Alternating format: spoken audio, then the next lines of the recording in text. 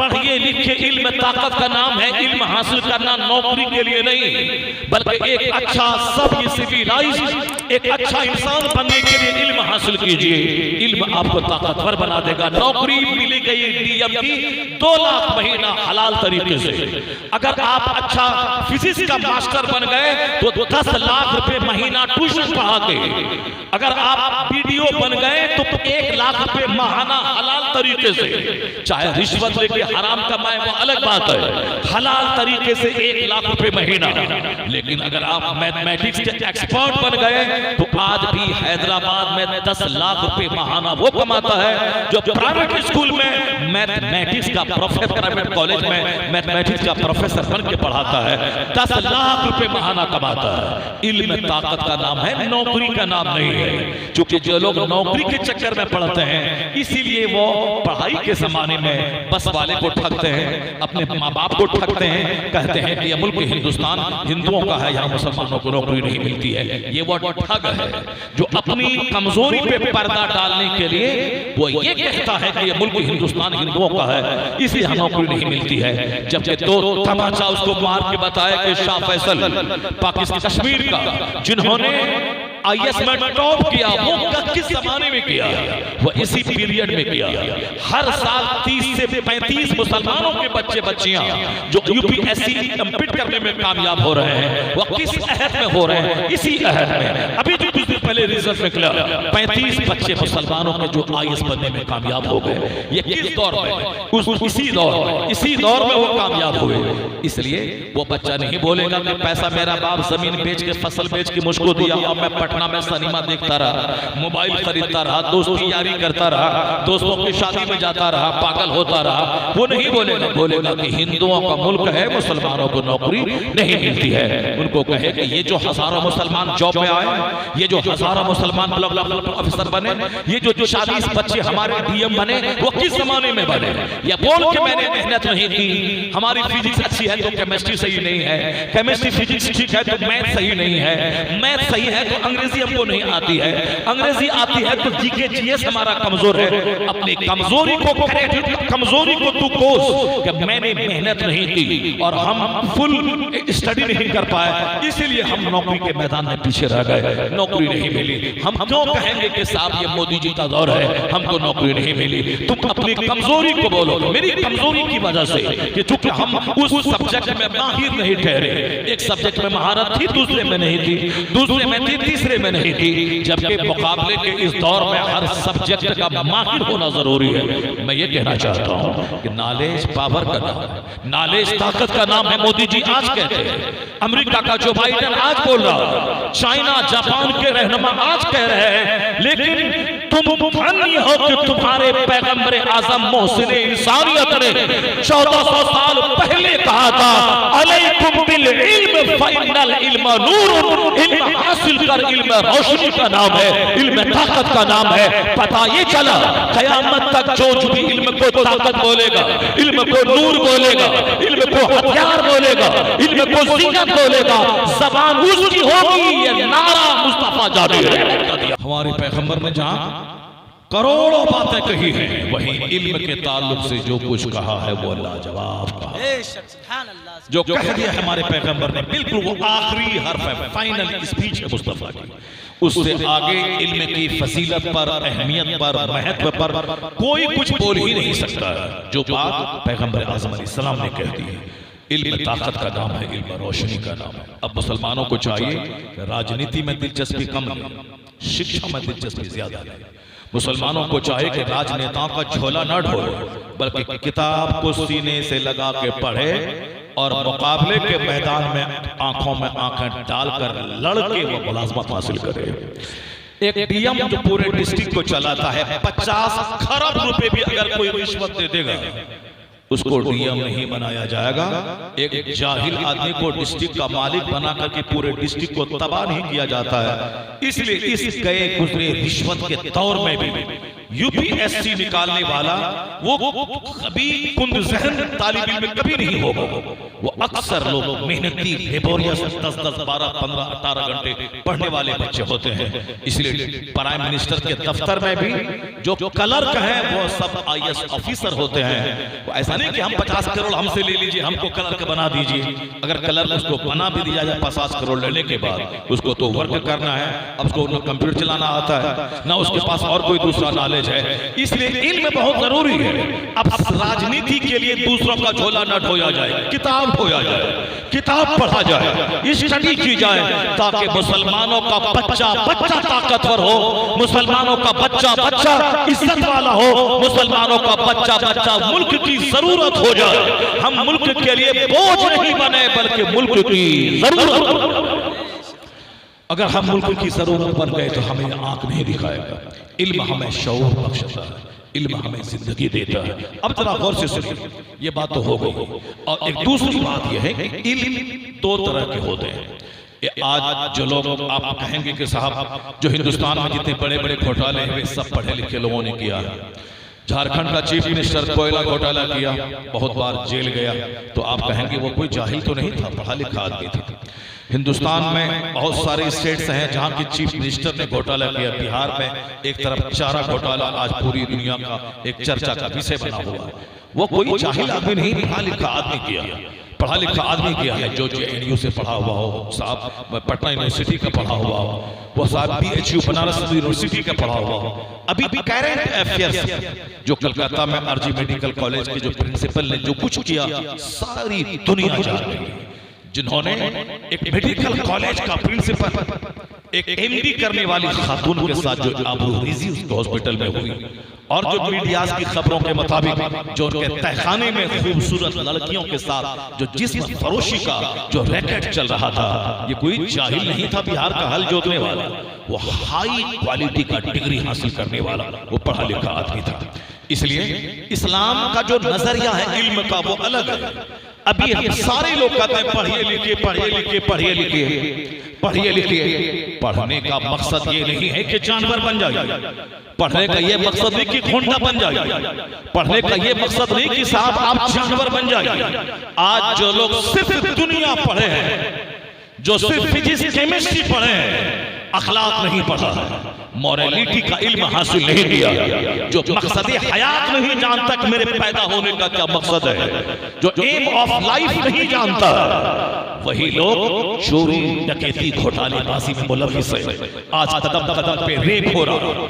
जो protection force है railway का, वही एक सोई हुई खातून के साथ आबरूरेजी कर रहा है। जो इज्जत का मुहाफिज है, वही साहब इज्जत की धज्जियां उड़ाने वाला, वो साहब इज्जत का दुश्मन बन गया।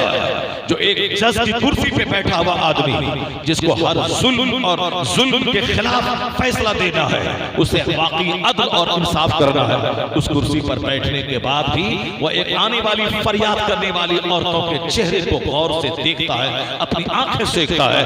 अब इंसाफ कहां रह जाएगा? जब अदालत की कुर्सी पर बैठने वाला जुल्म करे तो फिर इंसाफ कहां रह जाएगा? जब इस कुर्सी पर बैठने वाला पढ़ा लिखा कॉलेज का आदमी वो सच्चाई से काम नहीं ले, वो अपनी हिर्स और लालच का शिकार होकर पद के लालच में आंख बंद करके गलत फैसला दे, जो साहब MP और MLA बनने के शौक में सारी सच्चाइयों को दफन करके एक गलत फैसला दे। लोग कह सकते हैं कि ये लायर है, ये बैरिस्टर है, ये साहब पढ़ा लिखा प्रोफेसर है, मगर ये आदमी नहीं है। आदमी तो वो होगा जो अदल करे, आदमी तो वो होगा जो इंसाफ करे, आदमी तो वो होगा जो करोड़ों रुपए के सामने उसूल का खून नहीं करेगा। तो जो नौकरी के शौक में बह जाए, जो साहब मुलाजमत के चक्कर में बह जाए, जो कुर्सी के शौक में इंसाफ का खून कर बैठे, वो कुर्सी पर बैठने वाला MP तो हो सकता है, मगर एक अच्छा इंसान कभी नहीं हो सकता है। तो जहां सिर्फ दुनिया का इल्म होता है, वहां के लोग कैसे पैदा होते हैं सबको मालूम है। इस्लाम के पैगंबर ने ये नहीं कहा कि सिर्फ इल्म हासिल करना, क्योंकि इल्म कई तरह के होते हैं। इल्म है जो आदमी दरख्तों का इल्म है, मिट्टी का इल्म है, ढेले का इल्म है, पत्थर का इल्म है, पहाड़ का इल्म है, केमिकल का इल्म है, फिजिक्स का है, केमिस्ट्री का है, बायोलॉजी का है, मैथ का है, जूलॉजी का है, बॉटनी का है, बायोलॉजी का है, GK का है, GS का है, ज्योग्राफी का है, हिस्ट्री का है, सिविक्स का है, ये सारे ब्रांचेस ऑफ नॉलेज है, इल्म की शाख है। जो सिर्फ मैथ पढ़ेगा, अखलाक नहीं पढ़ेगा, जो सिर्फ केमिस्ट्री पढ़ेगा, अखलाक नहीं पढ़ेगा, मकसद हयात नहीं जानेगा, मुमकिन है कि 2 टका कमाने के लिए उसको नौकरी मिल जाए, मगर एक अच्छा इंसान कभी नहीं बनेगा वो जो भले और बुरे में तमीज न करना जानता हो, जो लीगल और इलीगल में फर्क नहीं पैदा करना जानता हो। आज जितने लोगों ने लूटा है हिंदुस्तान को, वह सब दुनियावी पढ़े लिखे लोग हैं, जाहिलों ने नहीं लूटा है। इसलिए हमारे पैगंबर ने 1400 साल पहले कहा, अल्लाहुम्मा इन्नी अस्अलुका इल्मन नाफिआ, ए अल्लाह मैं नफा देने वाले इल्म का सवाल करता हूं, वह इल्म जो हमें रोशन कर दे, वह इल्म जो हमें इंसान बना दे, वह इल्म हमें जो खुदा वाला बना दे, वह इल्म जो हराम और हलाल की तमीज सिखा दे, वह इल्म जो हमें माँ बाप का फरमाबरदार बना दे, वह इल्म जो हमें समाज का रक्षक बना दे।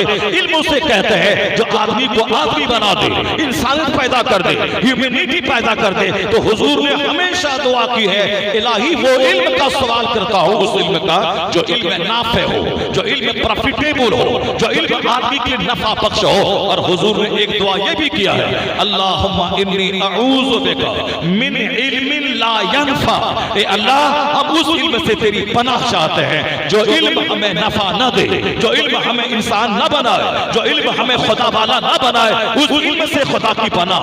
वह इल्म जो आदमी को जानवर बना दे, वह इल्म जो डॉक्टर की सूरत में दरिंदा बना दे, वह इल्म जो इंजीनियर की सूरत में हरामखोर बना दे, वह इल्म जो एक डॉक्टर को मरीजों की जमीन बेचवा के नॉर्मल डिलीवरी को सिजरिंग करने पर आमादा करे, वो हकीकत में वह इल्म नहीं है। आज जो दुनिया में है, ग्रेजुएट पढ़ रहे हैं, पोस्ट ग्रेजुएट पढ़ रहे हैं, इंजीनियर पढ़ रहे हैं, डॉक्टर पढ़ रहे हैं, आदमी घट रहे हैं। वह इल्म जो नफा दे के अल्लाह का डर पैदा कर दे, जो इल्म ज़िना से रोके, जो इल्म शराब से रोके, जो इल्म सूद से रोके, जो इल्म माँ बाप की नाफरमानी से रोके, जो इल्म हराम से रोके हलाल की तरफ माइल करे, वह इल्म मिलता कहाँ है? वह इल्म न ऑक्सफोर्ड से मिलेगा, न कैम्ब्रिज से मिलेगा, न JNU से मिलेगा, न PHU से मिलेगा, न पटना यूनिवर्सिटी से मिलेगा। वह इल्म वहां मिलेगा जहां अखलाक की बातें सिखाई जाती है। इस भरी दुनिया में जहां किताब पढ़ाया जाता है, फिजिक्स केमिस्ट्री का इल्म दिया जाता है, अखलाक का इल्म नहीं दिया जाता, कौन सी दरसगाह है जहां इल्म इंसानियत सिखाया जाता हो? आंख खोल के तलाश करेंगे, वह मदरसा मिलेगा जहां पहले दिन से लेकर आखिरी दिन तक नहीं पढ़ाया जाता है। बेटा झूठ बोलना हराम है, बेटा शराब पीना हराम है, बेटा ज़िना करना हराम है, बेटा दूसरों की ग़ीबत करना हराम है। यहाँ फिजिक्स केमिस्ट्री पढ़ा के 2 टका कमाने वाला नौकर नहीं बनाया जाता है, बल्कि यहाँ इंसानियत की तालीम होती है। वह लोग गलत हैं जो मदरसे को आतंकवादी का अड्डा कहते हैं। वह मदरसे में आके कभी देखें उस्ताद पढ़ाता क्या है? यहाँ किताब कौन सी पढ़ाई जाती है? यहाँ किताब कुरान की कुरान पाक पढ़ाया जाता है, यहाँ हदीस सिखाया जाता है, यहाँ बच्चों को बताया जाता है, यहाँ जुल्म नहीं सब्र करना है, इंसाफ करना है, माँ बाप की खिदमत करनी है, पड़ोसी के जुल्म भी करे उस पर सब्र करना है, एक चूटी को नहीं मारना है बिला वजह। यहाँ इंसानियत की तालीम दी जाती है। आज से 100 साल पहले जब मदरसा जवान था, मदरसे में अरबपति के बेटे पढ़ते थे, बादशाहों का बेटा पढ़ता था, खलीफा हारून रशीद का बेटा मामून मदरसे में पढ़ता था, अरबपति का बेटा पढ़ता था। तब उस जमाने में समाज में इंसानों की तादाद थी, हर तरफ मुहज्जब लोग, बाखलाक लोग, डिसिप्लिन्ड लोग, नमाजी, कहीं कुतुब है, कहीं अब्दाल है, कहीं वली है, कहीं सालिक है, कहीं मजदूर है। हिंदुस्तान की राजधानी दिल्ली में जहाँ हजारों मज़ारात है, 22 ख्वाजाओं की चौखट वाले दिल्ली में हर तरफ सूफिया किराम के मज़ारात है। पहले ये इंसान बनाने की फैक्ट्री मदरसा जवान था, तो यहाँ से प्रोडक्शन ज्यादा था। तो प्रोडक्शन जब ज्यादा था तो समाज वलियों से भरा था, समाज इंसानों से भरा था, समाज शरीफों से भरा था, समाज कुतुब से भरा था, समाज अब्दाल से भरा था, समाज शरीफों से भरा था। लेकिन जब से मदरसा डैमेज हुआ, हुकूमत ने डैमेज किया, हमारे मालदार मुसलमानों ने डैमेज किया। जब मदरसा डैमेज हुआ, मदरसे में गरीबों मिस्किनों के बच्चे पढ़ने लगे, मालदारों के बच्चे नहीं पढ़ने लगे। जब यहाँ की पैदावार बंद हो गई, जब यहाँ की प्रोडक्शन बंद हो गया, यहाँ 100 बच्चे निकलते थे, अभी 2-3 बच्चे निकलते हैं, यहाँ कोई पढ़ाता नहीं बच्चों को। जब फैक्ट्री बंद होगी, प्रोडक्शन बंद होगा, तो समाज में जैसा प्रोडक्शन होगा वही पैदावार नजर आएगी। तो समाज में इंजीनियर, डॉक्टर, प्रोफेसर की तादाद बढ़ रही है, इंसान की तादाद घट रही है। इसलिए अब जब लोग सोच रहे हैं ये डॉक्टर की सूरत में डकैत, ये मोरबी का इंजीनियर जिसने कई 100 लोगों की जान ले ली पुलिस को वो पुल को एनओसी देकर, वो इंजीनियर है मगर इंसान नहीं। ये आरजी मेडिकल का प्रिंसिपल वो डॉक्टर है मगर इंसान नहीं। ये दिल्ली में रेप करने वाला वो जानवर है, इंसान नहीं। तो फिर इंसान मिलेगा कहां से? हुकूमत को भी सोचना होगा, आम आदमी को सोचना होगा, मुसलमानों को भी सोचना होगा। जब फैक्ट्री इंसान बनाने की बंद हो जाएगी तो इंसान मिलेगा कैसे? इसलिए जब लोग चाहते हैं चोरों की तादाद घटे, शरीफों की तादाद बढ़े, तो एक रास्ता है, इस फैक्ट्री को बढ़ाना होगा, इस फैक्ट्री को मजबूत करना होगा। जिस दिन मदरसा मजबूत हो गया, कुरान का इल्म फैलता चला गया, हदीस का इल्म मजबूत होता चला गया, दावे के साथ कहता हूं चोरों की तादाद घटेगी, शरीफों की तादाद में इजाफा होता चला जाएगा।